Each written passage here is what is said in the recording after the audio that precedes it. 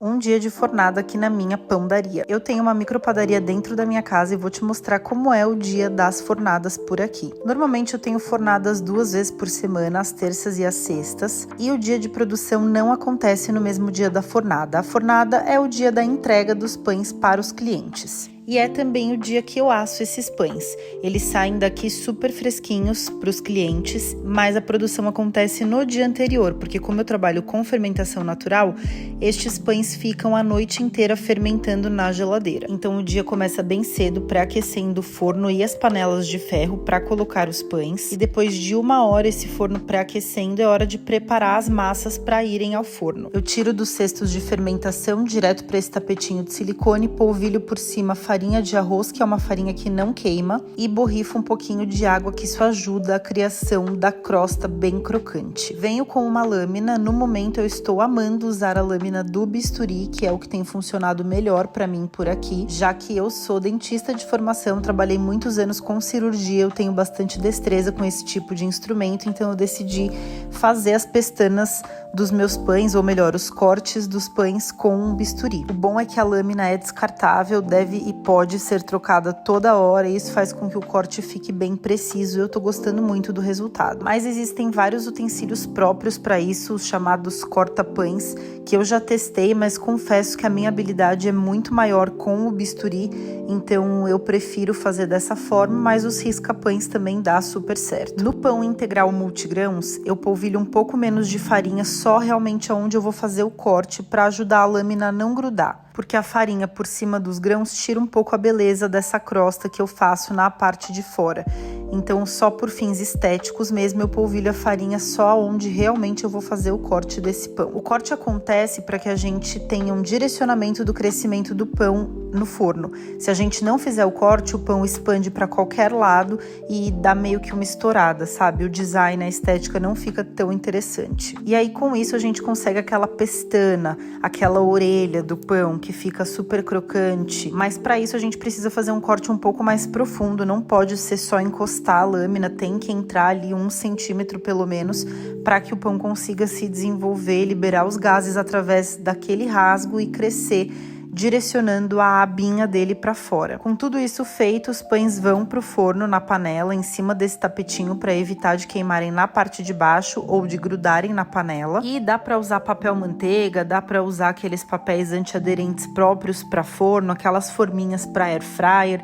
Tem uma infinidade de opções, mas eu gosto do tapetinho de silicone porque ele é lavável, reutilizável. E como por aqui eu asso muitos pães nos dias das fornadas, se eu usar o papel eu tenho que jogar fora, porque ele queima e acaba amargando um pouco o pão e acaba tendo muito desperdício de papel. Então, por isso eu opto pelo tapetinho de silicone.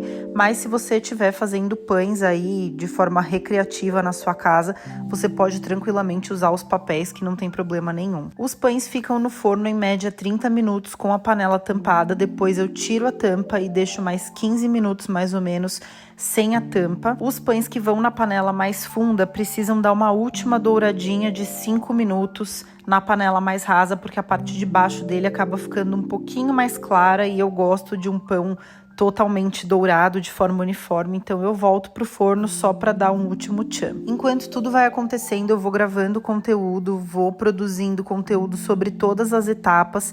Essa é a melhor forma de divulgação que eu tenho hoje aqui da pãodaria. Os clientes chegam até mim através das redes sociais, e o conteúdo que vai para as redes sociais é o conteúdo da minha rotina de verdade, daquilo que está acontecendo. Eu não gosto de produzir um conteúdo que seja muito produzido no sentido de ser artificial, sabe? Eu gosto de dividir a minha rotina exatamente do jeito que ela é, criando a minha vida dos sonhos enquanto eu faço a minha pãodaria acontecer. Uma das coisas mais importantes para mim, quando eu comecei a fazer isso de uma forma profissional, foi criar um negócio que me servisse além de que eu servisse o negócio, sabe? Então hoje, na minha rotina, Algo que me faça viver o meu propósito é imprescindível, por isso eu prezo tanto pela verdade nos meus conteúdos. Tudo aquilo que vocês veem aqui ou nas outras redes sociais é de fato o que acontece no meu dia a dia, na minha produção, é como eu estou construindo a existência do meu negócio. E eu acho legal falar desse assunto também, porque eu vejo muita gente enaltecendo o quanto tem trabalhado loucamente e nas madrugadas e virando noite e sem horário para comer, sem horário para se divertir, só realmente aquele trabalho enquanto eles dormem. E não é a minha filosofia de vida, eu prezo muito pelo equilíbrio. Eu acho que quando a gente mergulha em um trabalho que rouba da gente o nosso tempo, a nossa qualidade de vida e tudo aquilo que a gente tem de bom e só sobra de fato o trabalho, a gente acaba ficando tão exausto que a gente não entrega qualidade naquilo que a gente está fazendo. E uma das coisas que eu mais ouço das pessoas quando eu entrego os pães é que dá para sentir o amor que eu coloco em cada etapa para que aquele resultado final chegue até as pessoas do jeito que realmente chega.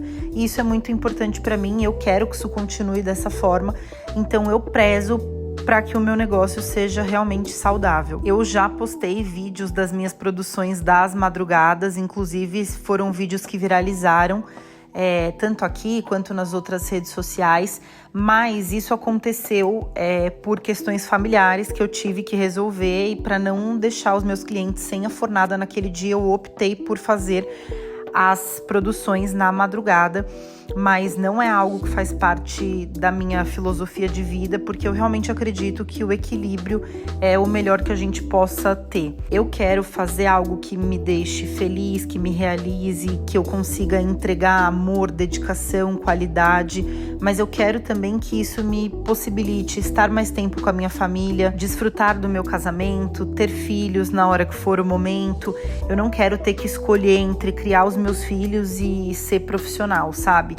Eu vivi muito isso dentro da minha casa, minha mãe sempre trabalhou muito e o meu marido também foi criado por babá, e eu não gostaria que essa história se repetisse com os meus filhos, então eu prezo muito por um negócio que me possibilite estar presente naquilo que eu acho que é importante. Quando eu decidi sair da odontologia, apesar da barreira geográfica que eu estava enfrentando pela minha mudança para o interior de São Paulo, eu enfrentava também uma dificuldade muito grande em me encontrar naquilo, porque eu não me conformava muito de estar ali cuidando da saúde das pessoas enquanto eu estava acabando com a minha própria saúde, sabe? Eu perdi as contas de quantas vezes eu fui trabalhar doente quando eu trabalhava na prefeitura como dentista, de quantas vezes eu não pude estar presente em eventos familiares porque eu tinha meta para cumprir, e se eu não atingisse a meta, eu seria punida no final do mês, e principalmente de quantas vezes eu me questionei por que eu fazia aquilo. Claro que eu precisava do dinheiro, a gente sabe que tudo é pelo dinheiro, né, quando a gente pensa num trabalho, mas eu pensava por que eu me sujeitava àquilo, sendo que eu entrei na faculdade com o propósito de ajudar as pessoas, de me doar pelas pessoas, de fazer a diferença. E por que eu estava fazendo o oposto de tudo aquilo comigo? Eu não cuidava da minha saúde mental, eu não cuidava da minha saúde física, e não porque eu não queria, mas porque eu não tinha condições. Então, quando a pãodaria começou a de fato virar um negócio rentável, essa foi uma decisão que eu tomei e foi um combinado que eu fiz comigo mesma, de que eu quero fazer acontecer, eu quero dar o meu melhor, eu quero estudar, eu quero me dedicar, eu quero aprender, mas eu quero fazer de uma forma que este negócio me sirva mais do que eu sirva este negócio. Eu não quero entregar a minha saúde mental, eu não quero entregar o meu relacionamento, eu não quero entregar a educação dos meus futuros filhos. Eu quero fazer com calma, com amor, com propósito, com intenção e com muito cuidado, tanto para os meus clientes quanto para eu mesma. E eu acho que é justo, sabe? Porque a gente cuida tanto dos outros que a gente merece olhar pra gente também, trazer esse olhar de cuidado pra gente também. Porque aonde está escrito que um negócio para ter sucesso tem que acabar com a sua saúde?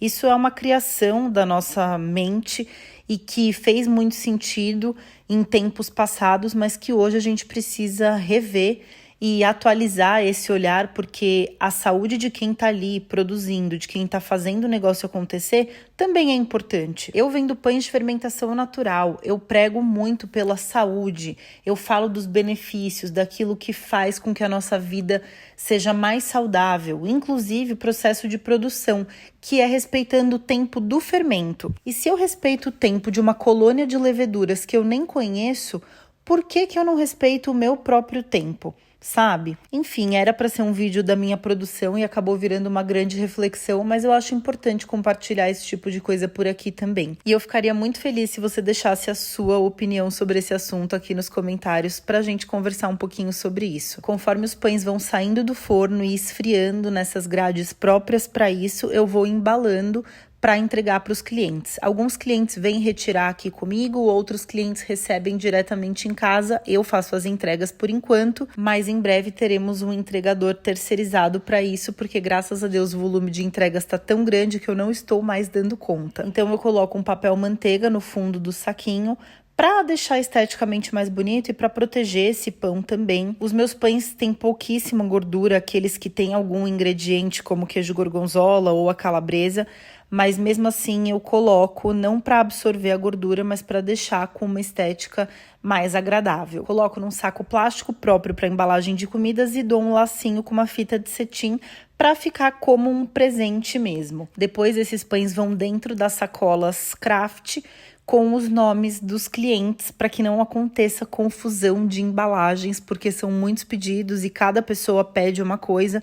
Então, para não ter essa confusão, eu já etiqueto ali com o nome de cada um e vou separando cuidadosamente o que cada um pediu e conferindo esses pedidos para que ninguém fique sem o que pediu e enfim. E aí eu já estava embalando os últimos pedidos do dia, já tinham saído 4 pedidos daqui, 2 via Uber e 2 os clientes vieram buscar, então eu estava finalizando as montagens dos que eu ia sair para entregar na parte da tarde. O dia começa muito cedo, eu asso os pães, espero esfriar e normalmente depois do almoço eu já saio para fazer as entregas, assim os clientes recebem os pães super fresquinhos. E quando algum cliente me pede o pão só no final da tarde, eu asso no meio da tarde para o pão chegar o mais fresquinho possível. Confesso que às vezes chega até morno quando eu sei que o cliente vai consumir na hora ou quando o cliente me pede, eu embalo e não lacro o saquinho para o cliente poder se deliciar com um pão bem fresquinho, sem correr o risco do saco ficar úmido ou qualquer coisa do tipo. Agora me conta aqui nos comentários se você gostou de acompanhar esse dia comigo e já me segue nas redes sociais para não perder nada em tempo real. Beijos!